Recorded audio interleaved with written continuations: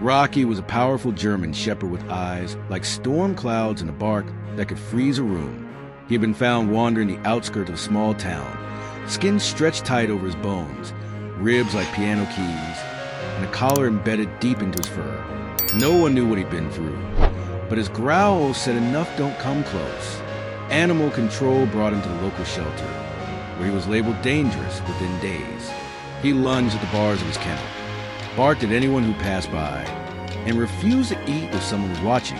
Volunteers tried to offer treats, gentle words, even time sitting silently nearby. Nothing worked. Rocky didn't want help.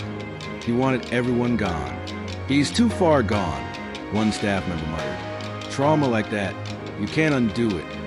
And just as they began the discussions no one wanted to have, about next steps, final options, a soft voice cut through the shelter's usual noise. "Can I see him?" It was Emily, just 9 years old, clinging to her mother's hand. Her family had come to donate blankets and food. She had wandered down the rows of barking dogs and stopped in front of Rocky's cage, utterly unafraid. "No, sweetheart," her mom said gently, trying to move her along. "That one isn't safe." But Emily didn't move. She just stood there, staring at Rocky, and something strange happened. He stopped barking.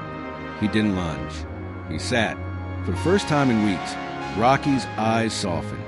He tilted his head at her, confused but calm.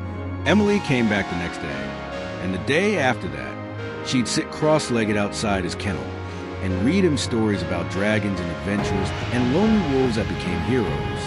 She talked to him like he was already good, like he was already hers. The shelter staff watched with a mix of disbelief and awe. Over time, Rocky changed.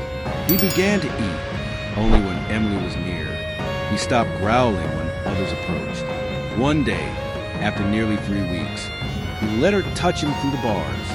Eventually, under strict supervision, Emily was allowed to sit with Rocky inside the kennel.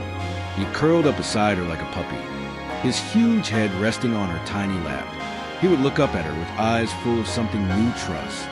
A month later, Rocky went home with Emily and her family. It wasn't always easy. He still flinched at loud noises, still growled in his sleep. But when Emily was near, the world didn't seem so scary to him. Love didn't fix Rocky overnight, but a little girl's patience, kindness, and belief, that did something stronger than fix him. It gave him a reason to heal.